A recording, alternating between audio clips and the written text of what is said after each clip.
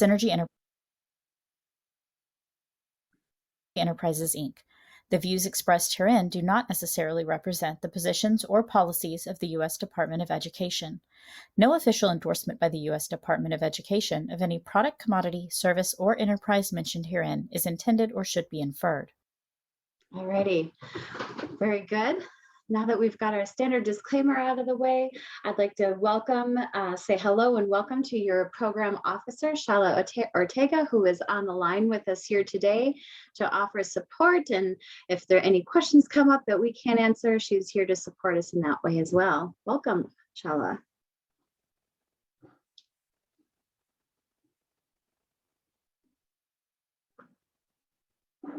All right, very good. Glad to have you here today. So let's take a look at our agenda. So these are the topics for today and the flow of how we will move through everything. We're going to follow the order of our webinar follows the same order as your reporting documents that you will prepare for your annual performance report. So we also have several tools to share with you today that are specific to this grant, so that we can hopefully support you to get your APRs completed with all the information that's needed, with all of your I's dotted and T's crossed, as they say, completed on time and as complete as possible. So speaking of timeline, here is that timeline for your APR, or annual performance reporting. G5, the system where you actually enter in those forms and enter in the information, is open. You can access that system to actually grab your documents that you need, and I'll go through all of those specific documents here shortly. Today, we're at the middle stop there. It is May 23rd. This is your APR webinar.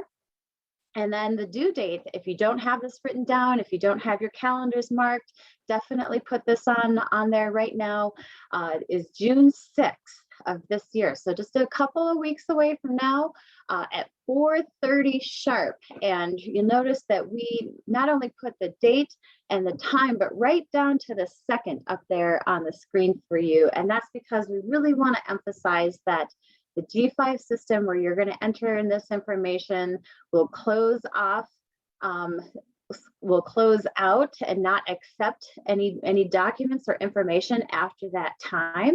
So you want to make sure that you get your information in well ahead of that deadline, and that you don't procrastinate and wait till you're an hour away from that deadline, because you, along with several other grantees from other departments and other government organizations, are also entering in data into G5. So we don't want to run into that cyber traffic jam and have the system lock up on us. Just plan to try to have your documents submitted, prepared and ready to submit well ahead of that deadline. Just a word out there for if you happen to be a procrastinator or have procrastination tendencies. I can speak from my own perspective. Sometimes it's always good to kind of back map from those days. So before we dive into those forms and the specific information that you're going to be putting into your APRs, we'd like to start off with the why. Why do we do annual performance reporting? So this is just a slide to remind you that it is a federal requirement that your annual performance report is the primary document that gets submitted annually that really allows you to show your progress in your program toward those project objectives. We'll hear us use the term substantial progress a few times throughout our webinar today. And this is the document or the means by which you demonstrate to Department of Ed that you are making substantial progress toward those goals and objectives in your approved grant proposal. So the information that gets submitted through these annual performance reports, it does get reviewed, it does get looked at, and the information is actually used to inform decisions about continuation awards. So it informs that decision about budgets in the upcoming years. So really important, like I said, to get all that information in there complete and in a timely manner. Okay. So if you have had grants from the Office of Indian Education before, some of this will be familiar.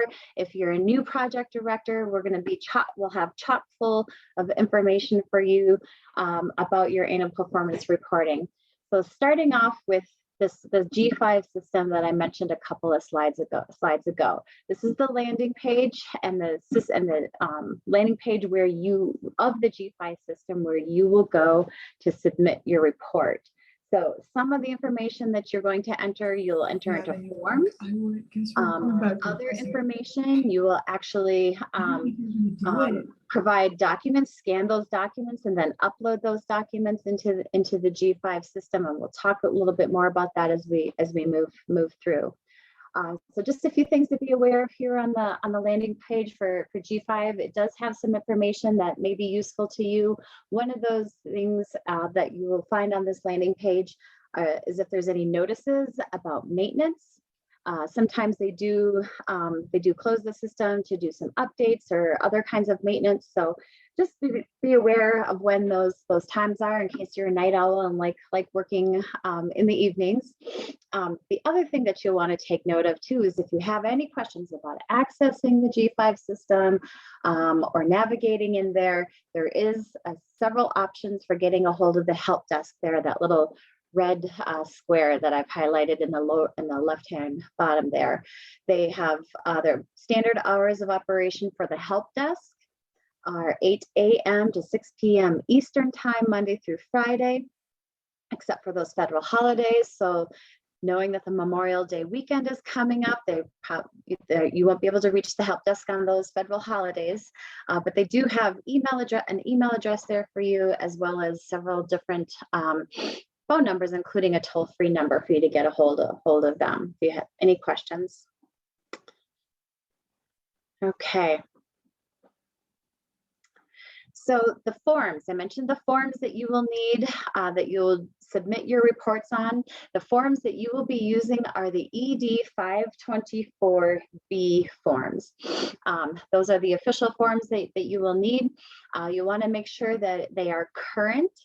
The way you know that is by looking up in the upper right-hand corner of your forms. If you have a form on file, it should have the date which that form will expire. I believe they are current for this form is now current for next couple of years. So if you're not sure, you can grab it right out of the chat box right now. I see Sarah has posted the cover sheet for us. So that is the document that you can use. You can, if you don't grab it from G5, you can grab it right from there today. The cover sheet and the executive summary are there in the chat box for you right now. So you can always go to that link that you see on the screen to get those updated forms, or you can just follow along with us and grab them from the chat box as we go through here today. So we're going to go through all of them. We're going to go over the cover sheet. We'll talk through the executive summary, as well as that all-important section A, where you submit a lot of that information showing your substantial progress. We'll go over section B, which is related to the budget. And then section C, we also have a tool for you as well. Okay, and I see we do have all those section A, B, and C forms up in the chat box now. So feel free to grab those if you want to follow along with us. And yes, Jill, I see your question about the slides. They will be available. We'll make sure that everybody gets those from today as well. And we're also recording today, so you can always revisit our recording at our Technical Assistance, OIE Technical Assistance YouTube channel if you want to come back and listen to this recording as well. Okay, well, let's go ahead and start looking at these forms. So on the screen right now, you see there's a screenshot of the cover sheet. Maybe you have it open as well and you can follow along, but I'm going to talk through a few items on here that we want to make sure that you're attentive to and you know how to answer.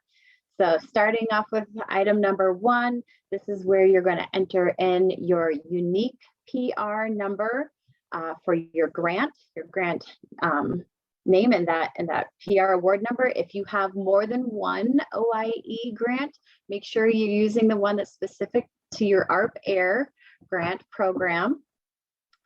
The next item that I'll draw your attention to is item number 7. This is where you're going to enter in the reporting period for this ARP-AIRE grant. And on the screen, I have that reporting period. This is really important. This is a little bit of a different time frame than some of the other grant cohorts, but your reporting period is November 29th, 2021 to May 6th, 2022. So when you're entering in the information for an annual performance report, that is the time period that you're speaking to, from the end of November, the 29th of last year, to the beginning of May, May 6th of this year. Okay, let's talk about item number 8, which is, this is about budget periods. Then this is on the cover sheet. There's 3 line items in item number 8, but you are only going to fill in 8B as in boy. So you can leave 8A and 8C as in cat blank. And then in 8B, you're going to, in that line, you're going to enter in the amount allocated for this current budget year. Okay, I hope that makes sense. Feel free to ask any questions as we go along. We're monitoring the chat box for you there. Item number 9 is about indirect cost information. And so you want to be sure that you complete these items A through D as appropriate. Really most important is to make sure that your indirect cost information is up to date. Sometimes those things do expire or they get renewed, the details can change. So just make sure that you get your information, that it's updated, and that updated information is on file with your program officer. Okay, so that is a big item. Now that little X down there in the bottom, this is item number 10. This item asks about human subject and IRB, or Institutional Review Board. Everyone is going to check not applicable, or NA, for item number 10 of the cover sheet. Item number 11 at the bottom of the page there, that last little X that just appeared. This is also important. This is about data privacy. So everybody should check yes for item number 11, and then you also want to make sure to include a copy or a scanned copy of that actual data privacy and protections policy, and upload that into the G5 system along with your section C. So on the cover sheet, you're going to check yes for data privacy and security measure certification, and then you're going to go and locate that corresponding policy. Maybe it's in a handbook, maybe it's in some kind of employee manual, and you're just going to copy that and upload that into G5. All right, that's the first part of your cover sheet. There's a back side of your cover sheet as well. And 2 items that we're going to talk through here on this page. The first of which is item number 12. This is asking you about your performance measure status. It's asking you if all of your information for all those project status measures are included in this annual performance report. You're either going to tell us yes or no. So yes, if you have all of the information for all of your performance measures, including your specific unique project measures and that government-defined Gepra measure, if you have all the data for that, click yes, no problem. Although it may be that you have a particular project measure, or maybe activities haven't taken place yet that you're collecting data about. And so some of you may not have all of the data for all your project measures today, and that's fine. For this, on your cover page, you're just going to tell us, no, all the data is not there, and then you're going to give us a date that you expect to have that data available. We're going to unpack this a little bit more. Okay. Okay, let's do an example here. Let's talk this a little bit. Roxanne, I'm reading your question here to confirm. We are citing the award amount for project year 1 in 8B. Sorry, let me go back before we dive into here.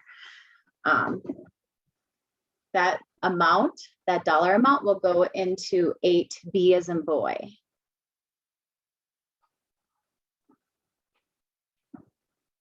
We have any other questions? I just want to chime in super fast that also it's your drawdowns there.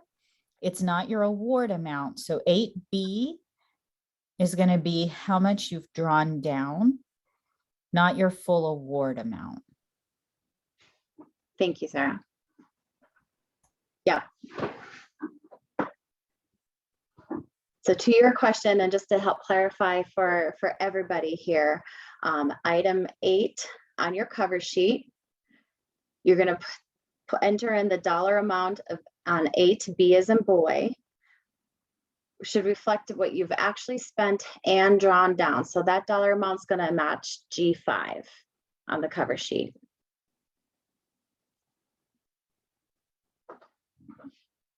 Thank you for asking that, and thank you for clarifying, Sarah.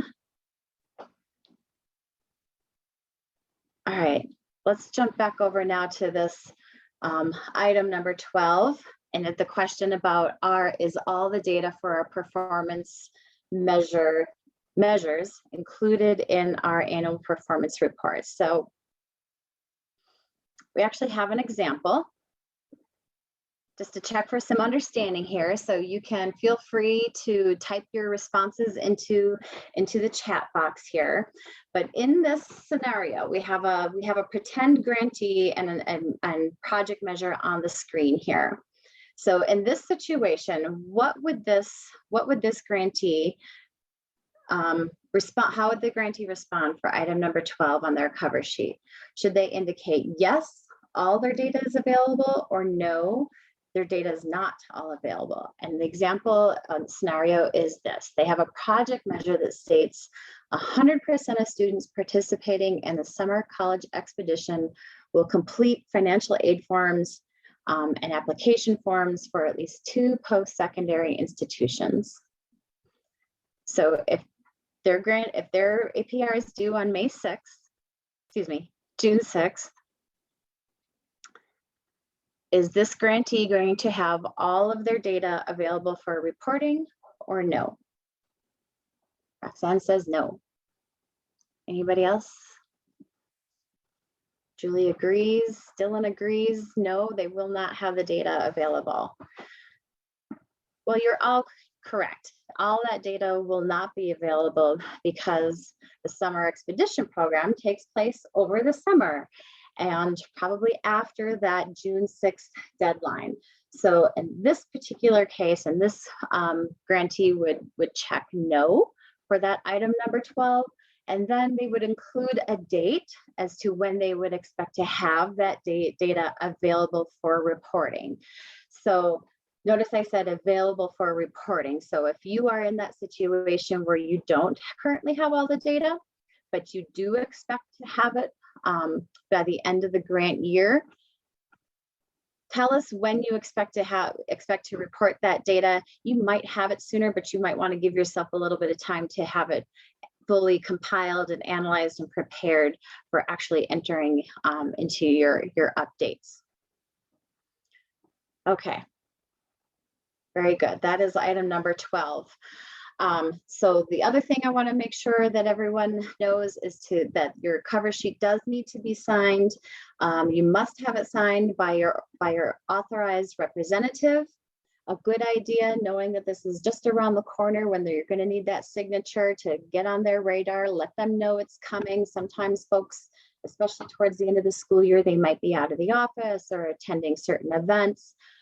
So you just want to make sure that to give them a little bit of a window and a heads up, because what you're going to do is fill this cover sheet out, get it all complete.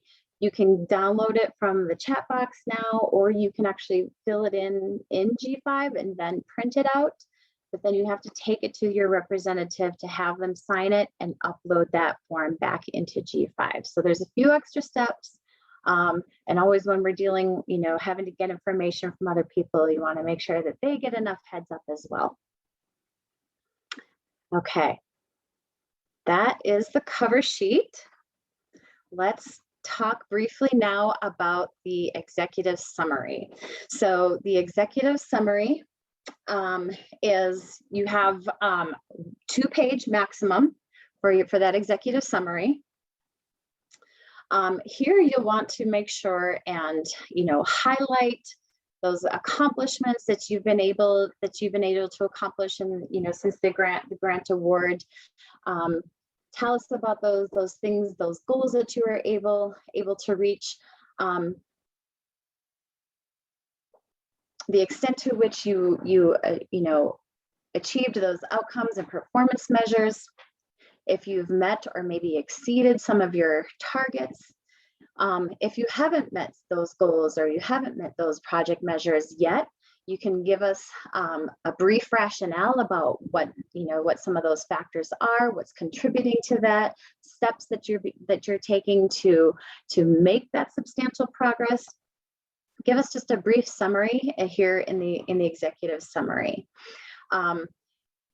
If you haven't met those goals and objectives, talk about some of those challenges that your project has faced that may have affected your some I know we had a little bit of sharing of that recently. If you were able to join our talking circle last week, sometimes some common delays that we see affecting program implementation can be around staffing. If there's been late hires or turnovers with key staff. If COVID is impacting your implementation, you definitely want to talk about that in your executive summary, share the ways in which that's maybe hampering some of your progress and how you're trying to work around that. And then also in your executive summary, talk about any contributions that your project may have been making along the way to research, knowledge or practice or policy, things that you are learning about your program that you've been able to document along the way. So here's a tip from your TA team. This executive summary, you got 2 pages maximum to write that, but do this outside of G5 first. Before you actually load it into G5 and put it in there, our tip is to develop this executive summary maybe in Word or whatever program where you like to do a lot of your drafting and writing, so that you don't have the pressures of working in the G5 system, which will time out, which can be a little bit quirky at times. So that's our advice, is to work outside that system and develop that summary so that you don't inadvertently lose any of your good work or draft. And then when you've got it all exactly the way you want it, you can just easily copy and paste that right into the G5 system, so that it's easy and you don't lose any of it while you're working in the G5 system. Those of you who are veterans at this may be able to attest to some of that quirkiness and need to get things right and then copy and paste. All right, so that was the cover page and the executive summary. We're going to spend a little bit of our time here talking about section A and the project status chart. We're actually going to spend a little bit of time today. It looks like we have a really good mix of grantees here on with us today. So we're going to allow you some time to actually start thinking about some of your project measures. I'm sure many of you have already started thinking about that. But given that this is our very first annual performance report, we want to make sure that we carved out a little bit of time to be really thoughtful about these project measures. So this section A is really where the bulk of the information that you submit for your annual performance reports. This project status chart here in section A is where you really get to demonstrate the progress that your project is making towards those approved objectives in your grant application. So you're going to do that by entering quantitative information in the form of ratios, okay, as well as qualitative information in the form of narrative about your explanation of progress. So several components of this project status chart that you're going to complete are, like I said, that performance measure. Now, performance measures are specific to your grant program. These are project measures that you are defining based on what you put into your proposal and what was approved by the Department of Education. So this is your first annual performance report for the ARP-AIRE program. So you are defining these project measures now for the first time. And this is really important. What you enter into G5 at this first annual performance report for your project measures, you're going to use that wording for the life of this grant. So you want to make sure that your project measures are addressing the key components of your project, that they are in line with the scope of what was approved in your grant proposal, and that they're smart, right? Hopefully you were able to attend that project planning and reporting webinar. But if you didn't, you can always revisit that on our OIE Technical Assistance YouTube page. And there we go into really in depth about what is a SMART project measure and how that can be really key, not only for reporting in your APR webinar, but also for project implementation and communications. So we'll look in a few minutes. I'm going to give you time to talk with some of your fellow grantees about a project measure, but just know that that's where the text goes in the chart. What you enter in this time around is what you are signing on to report on for the remainder of your grant project. All project measures are one of two types. I just talked about the project measures. Those get labeled PROJ. Everybody also has a Gepra measure or a measure that was defined by the Department of Education. And we'll talk about that specific Gepra measure. This grant program has one Gepra measure. You are going to enter in the quantitative information in the form of ratios. So your project measures will have both a target and an actual ratio. So you've got target and actual ratio. If it's a Gepra measure, you're only going to enter in that actual performance ratio. And then, of course, this bottom part here, down here beneath, which you can't really see, but it's there in the G5 system, is that explanation of progress, that narrative piece that talks about what these numbers represent, how that data was collected, and articulates those steps that you're taking to meet substantial progress. Okay, so here's what it might look like when it's actually filled out a little bit, right? So the project measure text goes in here. You're going to label it correctly.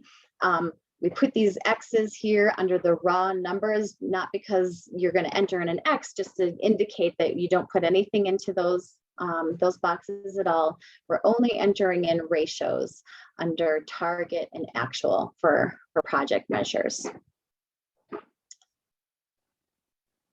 Okay.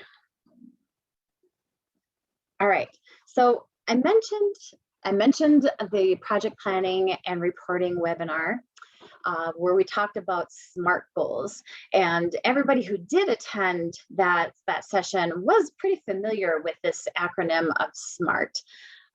So we really promote using this acronym to have that in mind when you're developing your project measures. Making sure that your measures are specific, measurable, attainable, relevant, and time-bound not only helps you with your APR reporting, but also with program planning as well. So we want to take, let's take a few minutes and look back at an example.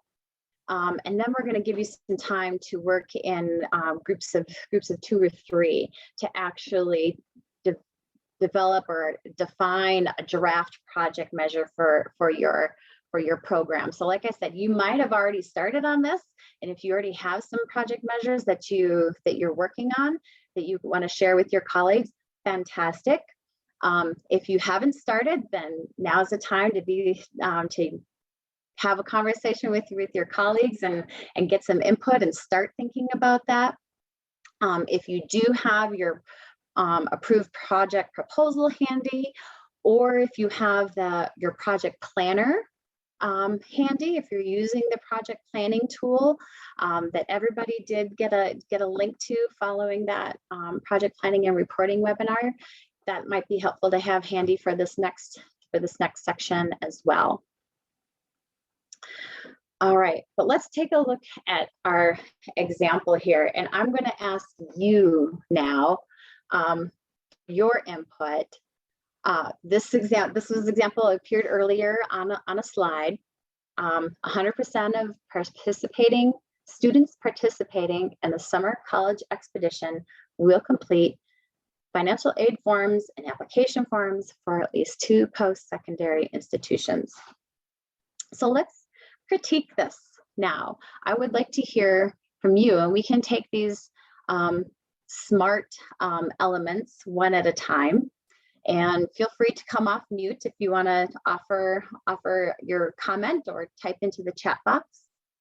What about this pretend measure is specific? Anybody have any specific thoughts?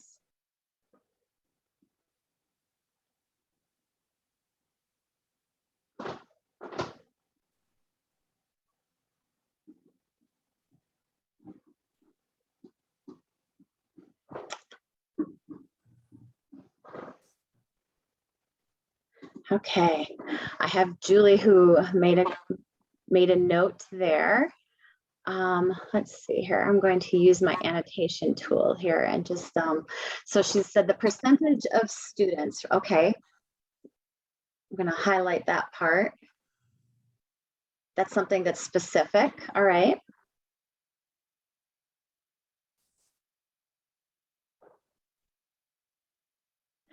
Okay, Dylan offers that percentage of students in at least 2 post-secondary institutions. All right, that's specific. We got 2. And also that part about financial aid forms. Okay, financial aid forms being completed. Okay, so we know we want them complete. Participating students. All right, so we know that we're talking about 100% of students who participate in that summer college expedition. All right, so we've got some specificity in here. How about measurable?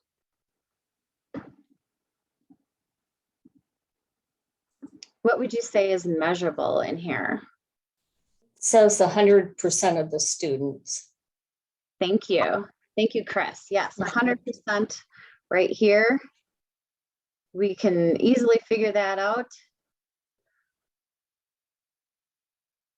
Possibly even this 2 piece here, 2 post-secondary institutions. So we know we want everyone to do at least 2. Achievable.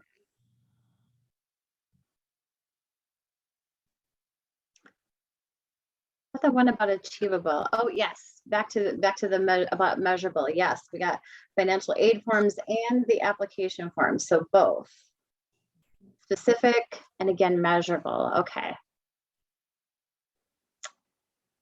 Sign-in forms could measure how many students make up 100%. Very good, good comments.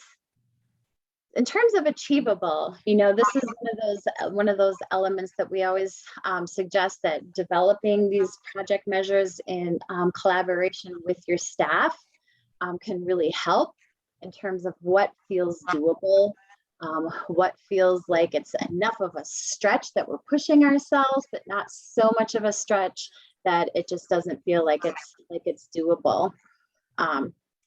So we want to have that conversation, you know, make time probably in that summer college experience to make sure those applications can get completed, that they have time to work through those of questions. Relevant is a little bit of the same thing, right? So depending on your particular grant program, this goal or this project measure might sound like something that's relevant to you. But if you're not doing anything related to, you know, summer college expeditions or college enrollment, this might not be so relevant for you. So really, you're going to be basing your project measures based on that approved project and scope from your application. How about time bound? That last one. It's not clear. Thanks, Chris. Yes, it is not clear. And actually, this is one that we often see missing when we talk about those SMART goals and acronyms. It says, you know, that students participating in the summer college expedition, but it doesn't really have a specific time frame to go along with that. All right, I'm going to clear those and go on to the next slide, because this is a template that we offer you that can be very helpful if you're going to draft a project measure.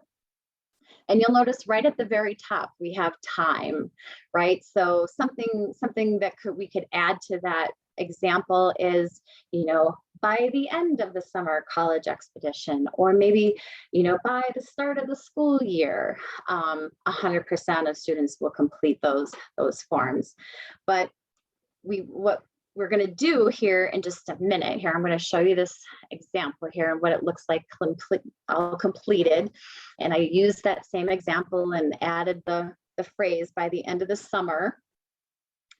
Maybe you could even get more specific, because I feel like that's not even really as specific as we would hope to be. But by the end of the summer, 100% of participating students will complete those financial aid forms. So we offer this template as something that can be helpful when you're crafting your project measures. And we actually want to give you a little bit of time now to play with this. So what we're going to do is break everybody up into breakout rooms. And I'm going to change my screen share here so that I can show you that we have actually created a Jamboard for each of the breakout rooms. So in a minute, I'm going to put the link up and you'll be able to open up this Jamboard.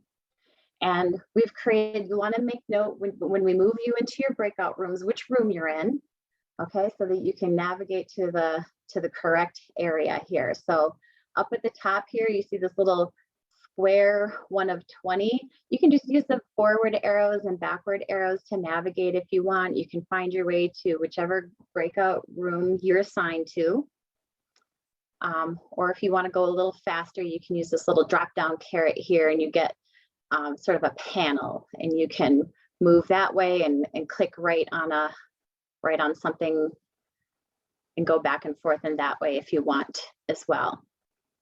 So once you find your way to your section that corresponds with your breakout room, we would like you to just chat with each other, share with each other maybe just one project measure that you're considering of. And if you don't have your approved proposal with you, I'm betting that you probably know enough about your programs now, and you've been working with your programs now, that you have a pretty solid idea of what at least one project measure should consist of. So you can use this template. You can use either the sticky note to put your thoughts on here. You might want to try the text box. That's another way to put your information here, but you can just click on that little text box, and then anywhere on the Jamboard slide, And then you would type in your grantee name. Okay, so we kind of know whose slide this belongs to. And then you can create another text box and you can actually type in your draft project measure. Now this is not G5, so you're not, like, you know, this is not your be all end all. This is just a draft place where you can kind of play around, tweak some wording, have a conversation with your colleagues. But you can use the template here to make sure that you have all these key components: time, the who, the what, the measurement, and the little checklist there to make sure that you've hit all of those SMART elements.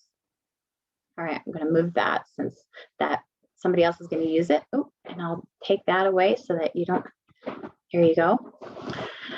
Okay. So any questions about what's going to happen when you get into your breakout rooms?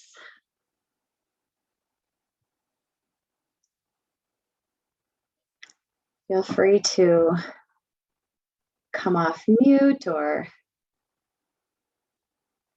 raise your hand. I'm going to go ahead and put into the chat box the link to the Jamboard so everybody can click on that and open it up. And then when you have that open, maybe just give me a thumbs up. You can give me on the screen a thumbs up, or you can use those reaction buttons at the bottom of the screen to give me a thumbs up. Do we have those? Do we get the reaction buttons? They should be there. If anybody doesn't see them, over on the far right, if you see the word more, sometimes they're tucked away under that more. There we go. Oh, I see a couple thumbs up there. Another thumbs up. All right. Okay, so in a minute now, Sarah's going to open up the breakout rooms. Pay attention to which breakout room you're being assigned to, and then you're going to navigate to that section of the Jamboard slides. You're going to have a few minutes to draft, and then we'll come back together.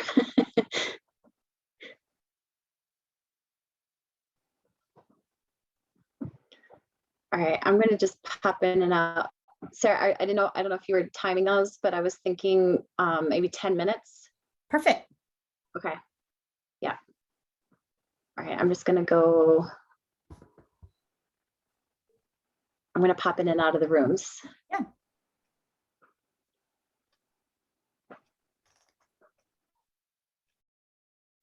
And Diane, are you having trouble getting into your room?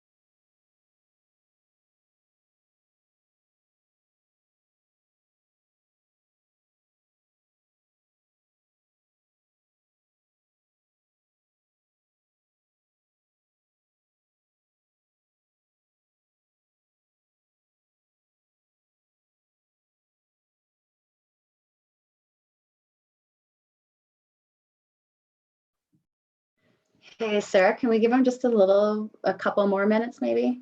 Oh yeah, you're just in the nick of time because I was about to close them down. Yeah, yeah. Yeah. Maybe maybe we can broadcast a 2-minute warning. Sure. Okay. Yeah, everybody was getting into it.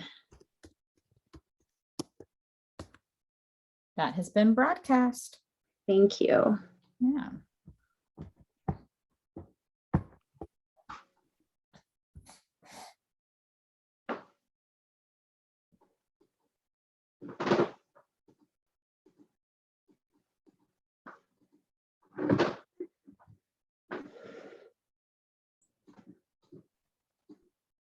I only saw 2 of the 5 kind of populated with some information. I'm wondering if they're just keeping it until the last minute to put something in there. On the Jamboard? Mm-hmm. Yeah, some of them. So I was kind of interested in giving them just a couple of more minutes because some of them were a little bit slow to get started. By the time I got to the other rooms, they were definitely into the conversations, and it looked like most had gotten through at least one. Yeah. But yeah, I see what you mean, Laura. Here, I'm looking at the 2.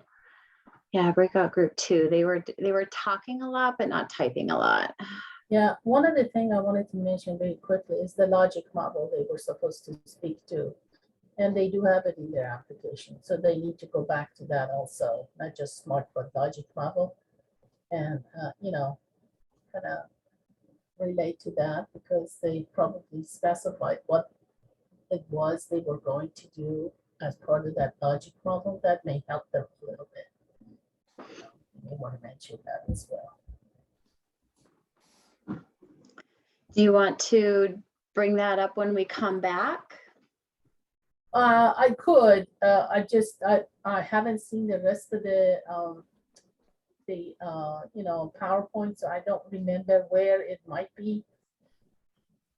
Did you include anything about the logic model in this APR, the language? I think we could bring it up at the end of this SMART goal. Okay. I think good. that'd probably be the most logical spot. Okay. Mm-hmm.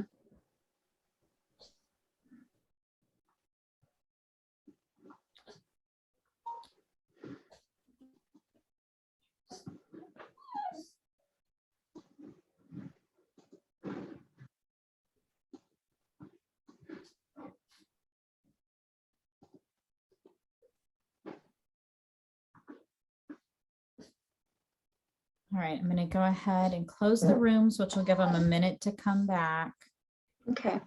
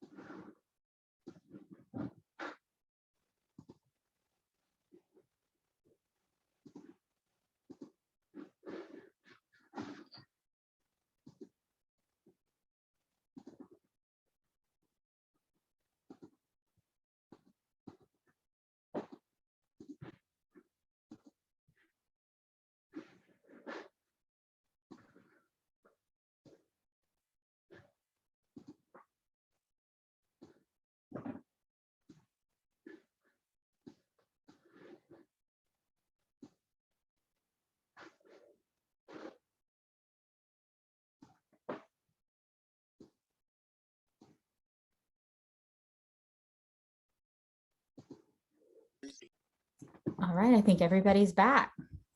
All right.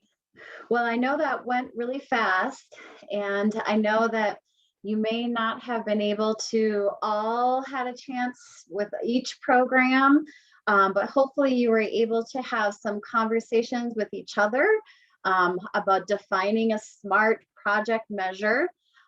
This was just a practice, right? This was just an opportunity for you to chat with each other about a project measure that you either have or are thinking about, or maybe you were just starting to share some ideas. So I have on my screen now, and all of you should have access to this Jamboard link. You can kind of scroll through and see maybe what your colleagues were thinking.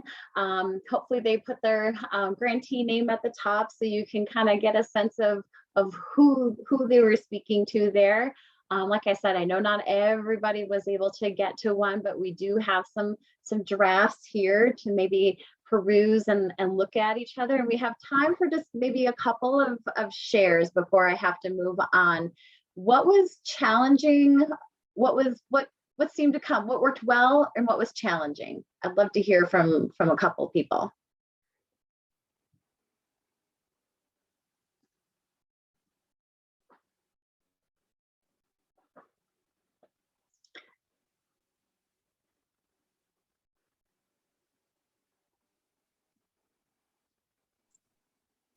This is Roxanne. I think just the way some of the objectives are worded, we got stuck a little bit with the process, but also we knew who, we knew what, but then measurement seemed to be redundant. So maybe if we had reworded the objective a little, it would have been as measured by, for instance. That's my contribution. Okay. So getting to that measurement piece maybe was a little bit of a challenge, like how are we, what data are we going to use? But just as importantly, what data do we have access to, right? Yes. Thank you. Okay, anybody else? What worked well or what was a challenge? Yeah, this is Dylan with the Outlet community. So I think what worked well for us is that one of our goals mirrored the data sharing requirement and the agreement to be in place. And there was a pretty well-defined timeline and specific scope for that. So given that we identified that as one of our goals, that made this, at least for that particular goal, pretty straightforward and easy to meet the SMART measures. Okay. Yeah, so knowing what proposal can definitely be super helpful in terms of what needs to be written or what was approved in that project proposal. Good. I wish we did have more time to kind of share out and maybe even do a little workshopping, but I do have more information to share with you. But I think before I moved on, Shala, did you want to say a few words about the logic model? Yeah, thank you. When you submitted your application for funding consideration, we asked you to you were required to include a logic model to sort of make the connection to provide a roadmap how you, would move through from, sort of creating a narrative to the actual outcome.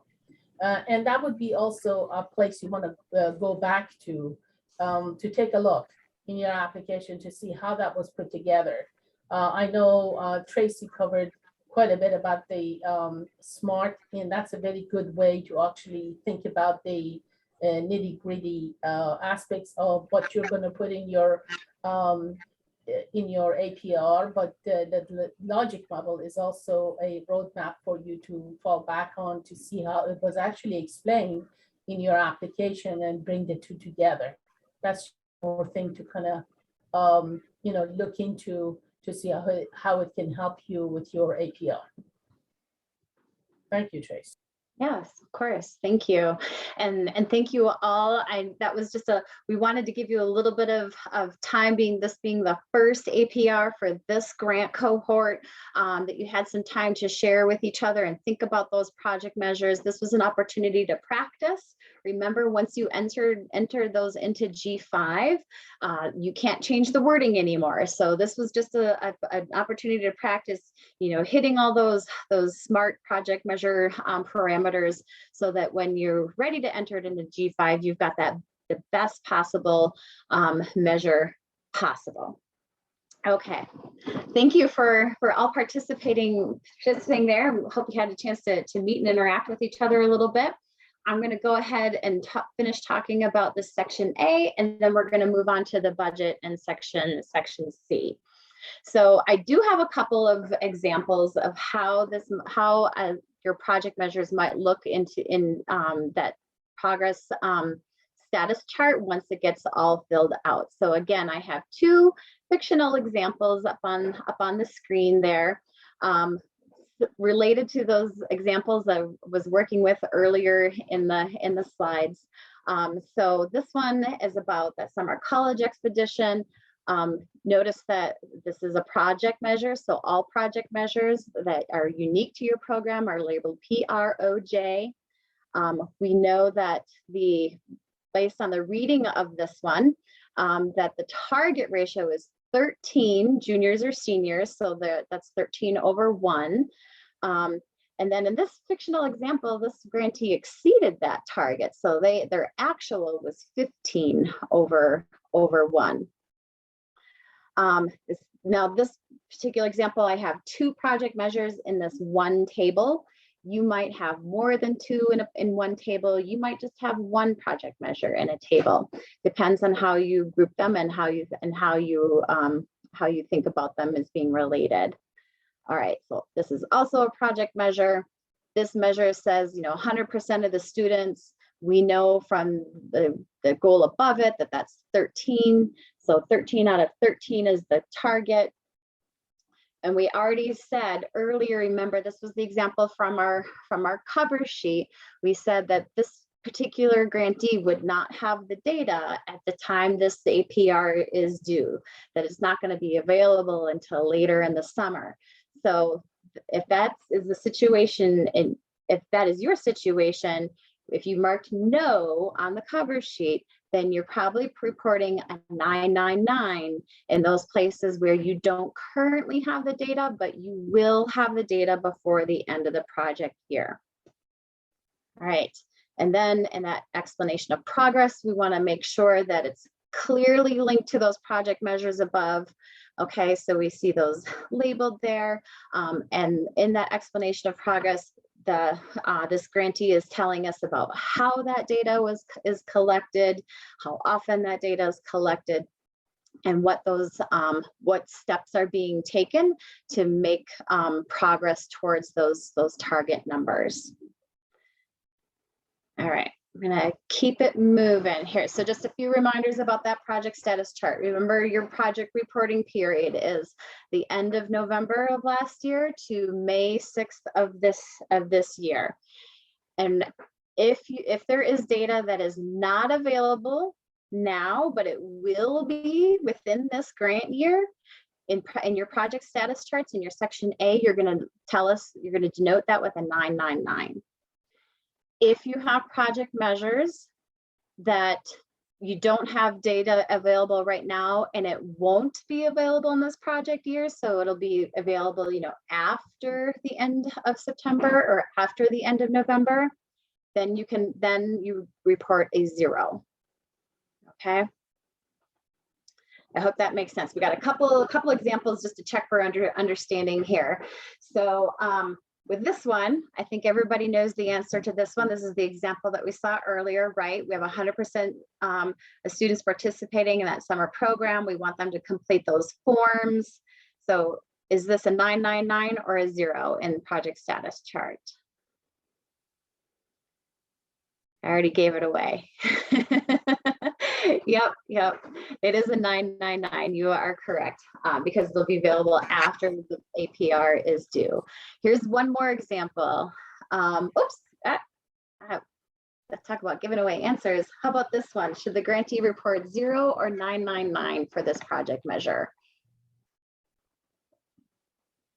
85% of high school juniors in this school year will enroll in post-secondary education upon graduation. Would this project measure be a 0 or a 999? Roxanne says a 0. I see Nancy's nodding. I see Chris is nodding. Yes, you are all correct, because that data won't actually be available until next year. Okay, so we've spent some time kind of thinking a little bit about our unique project measures that are specific to your programs. You also have another kind of measure that everybody reports on, and that is your Gepra measure. that is what you see on the screen right now. So there's just one Gepra measure for this grant program. It is the number of grantees that attain or exceed the targets for the outcome measure indicators for their projects that have been approved by the secretary. So that's kind of a wordy way of saying how many of your project measures did you meet. So let's unpack this real briefly here. So it's reported in the same type of project status chart. The Gepra text goes there in that performance measure. We use the exact wording that you just saw on that previous screen. We don't change it. We don't tweak the Gepra wording. This is the only measure that's labeled GPRA because it's the only Gepra measure. And then we're only reporting that actual performance ratio. Okay, so all these other ones stay blank. Those are X's just to indicate that those stay blank and you're only reporting that actual performance ratio. This is what your ratio actually will be. That top, or let's start with the bottom number. The bottom number is the total number of projects that you define in your APR. Okay, so maybe you've written some, maybe you just drafted some, you noticed a few minutes ago, but however many project measures you define, that's your bottom number for your Gepra measure. The top number then is the number of project measures that you have met or exceeded in this reporting period. Okay. So this is how it's going to look on your project status chart. The exact same wording, we don't change it at all. It's labeled Gepra.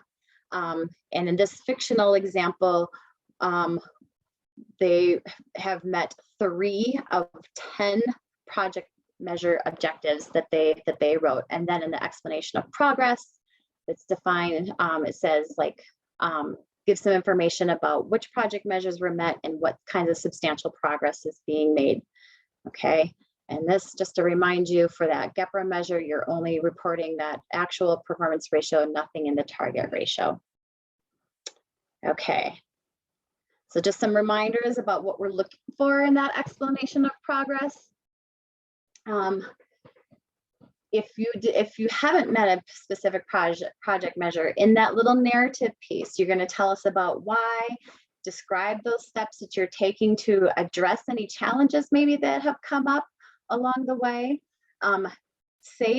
Provide a few sentences about what data is collected, when, and any sort of evaluation or analysis methods you're using to make that assessment. And then if the data aren't available, and that may be the case in some instances, tell us what steps are being taken around that project measure and when that data will be available. So details about what you're reporting, clearly linking that narrative text piece to the measures that are in the table above it. And please remember that piece too about data, that is how that data is collected for reporting. Okay, being mindful of the time, I'm going to move on to our other sections, but please, if you have questions, feel free to post those in the chat box as well. Section B. Section B is all about your budget. We do have an optional budget reporting tool. It is optional, but we highly encourage you to use it because in that budget reporting tool, you have all the information that is required. So if you fill it out completely, you'll be sure that you have all the information that OIE is looking for. You are expected to provide a narrative along with your budget numbers.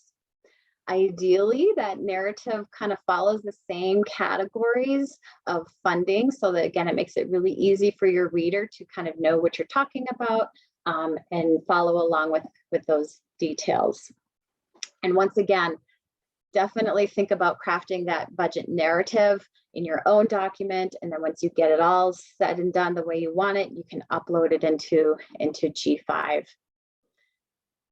Okay, so in your budget, here's some information that we want to know. You are going to tell us about all the monies that you have spent and obligated, even if it hasn't been drawn down in G5 as of the last day of that reporting period, right? So on the cover sheet, you want to make sure that number matches G5, but here in the budget, you may know that you have obligated or spent funds that haven't totally worked its way all the way through your systems and hasn't yet been drawn down from G5. So we're getting a more complete picture here of what's happening with your budget in section B. Be sure in your budget narrative to talk about that drawdown frequency of G5. Let us know how often that's happening and how you've tracked expenditures independent of your budget office, right? Because that's how you know when you've spent money that maybe hasn't hit, the budget office yet, it hasn't quite posted, but because you're tracking that also on your own.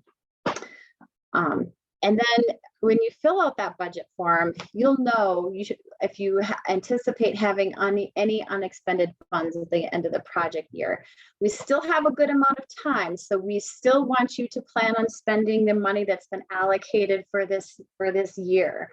Okay, but if you do anticipate a situation where you're going to have some unexpended funds, you're going to tell us about how much, as well as a plan for how you anticipate to use those funds consistent with your approved scope of your project.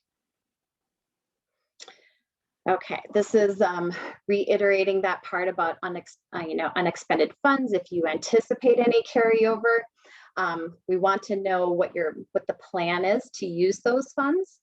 And if you wish to make any changes in grant activities for the next project year, be sure that it's consistent with that approved scope and objectives that were approved in your project application. Here's a quick look at that optional budget reporting tool. You'll see on the screen that there are both quantitative pieces, numbers. You're going to enter in some numbers, but there's also some qualitative columns where you're expected to enter in some text, a line or two, just speaking to why funds are available or what you intend to use any carryover funds there. So in addition to that longer narrative, you're going to fill in a little bit of information here too. Like I said, you don't have to use this tool, but just be sure if you are using a different reporting format or tool that you're including all of the same information that's here. Excuse me. Those columns and cells that you see in yellow are those that you are going to be filling in. This tool does have formulas embedded in it. So that's to make it really easy for you so that all you have to do is punch in the numbers and it'll auto calculate, that column of available funds, that amount estimated be remaining at the end of the year. All you have to do is type in those amounts and it'll auto calculate those totals for you. And you'll notice too that we're only asking you to report at the category level here. You don't need to do a specific line item under each category. You can just stick with, overall personnel, overall fringe, overall travel, etc. And thank you. So I do see we have that optional budget reporting tool in the chat box. You can download that right now. Keep that in your files. That one is specific to your ARP-AIRE program. It has all the dates and everything specific to this grant project. And there's our email too. If you have any questions, your TA team is here to help you. We want to make sure to make this as smooth for you as possible and that you get all that information in there. Thank you, Sarah, for putting that into the chat box as well. Okay, so now I have a few minutes in our time remaining to go over section C. This is the additional information section. This is where if you have, say, more information than will fit in your 2 pages of executive summary, you can put your overflow of information here. If you have extra budget information or details that you want to provide, you can provide that here in section C. If you have any particular program highlights that you want to share with us, accolades or recognitions, you can put that here in section C. But we also are now asking, and this is a little bit different than historically, but we're asking for some real specific information in section C. And so we've actually provided you with a section C reporting tool, another tool to make your reporting easier and as a little checklist as well. So that is in the chat box and you can download that. I am going to go through the information that is on that optional section C reporting tool because we do want to see this information in the report. And some of that is on this screen here, but I'm going to go through each of those more specifically as well. So go ahead and download that section C reporting tool. Here is the information that we want to see, in addition to some of those other, overflow and extra information. First thing is on that optional reporting tool, you'll see that we always ask for the grantee name and award number, project director name. That just helps to make everything ensure that it's associated with the right grant program and nothing gets mixed up. We want to know specifically the grade levels that are served within your program. You can just check those off. We want to know the total number of unique students that are served within the reporting period, and the total number of unique students that you anticipate serving for the grant year. And then for ease of reference too, we've included those dates. You can see them on the screen, but those are also in that Word document that's in the chat box right now for you as well. We want to know about the percentage of time that your project director devotes to the grant project. So those of you who are project directors, you may be full-time, but this particular grant project might not be 100% of your time. It might be 20%, it might be 50%. So that's what we're interested in knowing in terms of the project director time. We'd like to know how many staff work part-time on the project and how many staff work full-time on the project. You can put those numbers in there. Applicable times that you are providing services, all that apply: before school, during school, after school, summer, weekends, holidays. Maybe it's one or two, maybe it's all of those. This one that's at the bottom of my screen, it's in about the middle of your page if you've downloaded that form from the chat box. We want to know if you're providing your services in person, virtual, or hybrid. And hybrid means that one particular service takes place in both formats. So it's maybe one particular service is sometimes in person and sometimes hybrid, and that's the plan, or excuse me, sometimes in person, sometimes virtual.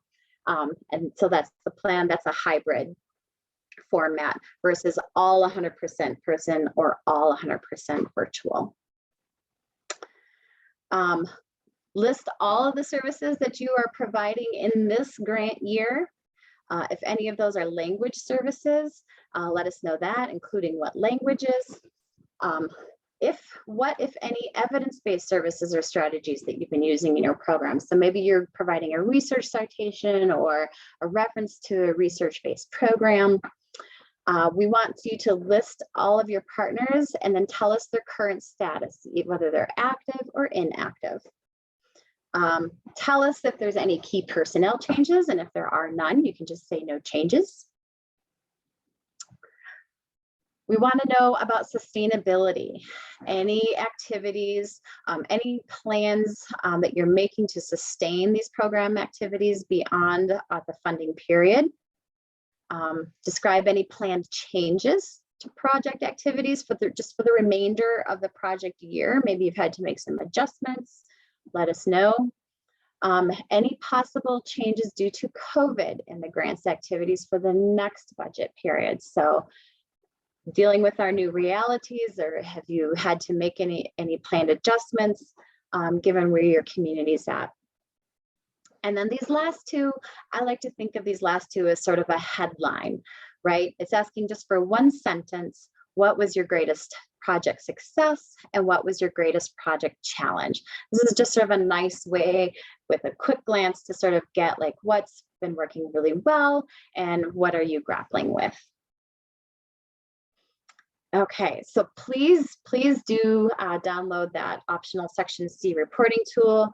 All of that information is there. We want, this is information that may not necessarily be covered, but is in other areas of the report, but OIE is definitely interested in knowing. Like I said, you can still use that Section C for an overflow of information from those other sections A and B. Other grantees have used it as well to, you know, highlight particular tools or resources maybe that were being used or developed from the program. Excerpts from different activities or surveys or brochures maybe. We do remember in the cover sheet, we're asking about that policy, that you have a policy in place to protect student data and information. So Section C is where you're going to upload that copy of that policy. Anything that you want to share and highlight with us. So like I said at the beginning, all of this information is used to inform decisions about continuation awards. And OIE makes every effort to process all of those by the start date of your next budget period. But just know that, you know, if our APRs come in with missing information, or if they're late, or if there's questions about that, you know, substantial progress, that can impact decisions and create a delay in receiving notice about those continuation awards. So please, you know, complete full on-time information, and we are here to help. Your OIE technical assistance team is here to support you if you have any questions between now and that deadline of June 6th. A few reminders here. G5 is open, so you can start, you know, drafting that information and entering information at any time. Remember though that only the project director of record is going to be able to get into G5. So that's a consideration if you're getting others to help you with that. Maybe they're working in the project planner before you actually enter that information into G5 as a project director. And that deadline of 4:30 on June 6th, very key. G5 will not accept any information after that deadline. So do plan to finalize and submit that report. Don't leave it in draft form thinking it's been entered. You do have to finalize it and submit it. Here's a look at that due date again, just one more time to drive that home in case you didn't already record that. And then here are some opportunities that we want to be sure that you know about. If you have any questions now that you are going to get into G5 and start crafting those project measures and getting all your information together. We don't have another talking circle until August, but we do have office hours later this week. So if now's a good little window to kind of get in there, get your hands dirty. And if you have any questions about your APR report, you can access your TA team as well as your program officers. May 26th from 1 to 2 p.m. Eastern. Those office hours, you can come and go as needed. It's an informal drop-in. We're here to answer questions. You can hang out and listen to some other questions and answers if you want. But if you just have a question that you need answered and then you need to run off and do your thing, totally cool. You can also book some individual coaching appointments with your technical assistance team. So there's the link on the screen. You can reach out to, important notice about office hours there in the chat box. Sorry, they have been moved to 3:30 Eastern time. There was a conflict, so still the same date though, I'm assuming, May 26th. Yeah, same date, and it's only for May that we had to move it. We had a conflict with the team, so it'll be back to 1 o'clock starting in June, but for this month, we'll see you at 3:30 Eastern. Yeah. And then, of course, if you want some individual time to dive into your particular APR report, or you have questions about navigating G5, you can always, getting that information into G5, you can book those individualized appointments with us. And I see that link is also in the chat box for you now. We are here for you in that way as well. Okay. with just a minute left, I don't know if you have any questions. I can stay on for a couple minutes longer, but we hope that before you go, that you'll respond to our in-session poll that you see popping up on your screen. We have just 7 quick questions that we want your feedback on. We do look at the data to tell us, you know, what changes we may need to make to help make these more relevant and useful to you. So please, before you leave us today, answer that poll. Like I said, I can stay on for a minute or 2 with questions, but here's the contact information for your program officers as well as your technical assistance team in case you need to reach out to us after today. And Tracy, I also wanted to point out that I did post the slide deck over in the chat. I had a couple of people ask for that. That is in the chat, as well as the APR checklist. So that little checklist that you can use just to make sure that you've covered all your bases with reporting. It's a nice way to make sure you've done all the different little tidbits from the webinar without having to go back through. So you're welcome to download that as well. Thank you. Thank you. Yes, all those tools will be really helpful. So definitely grab those. Thank you for joining us today. I see we've got almost everybody answering that poll. I appreciate your feedback on that. And like I said, feel free to reach out with any questions as you start your work on these APR reports. Happy reporting.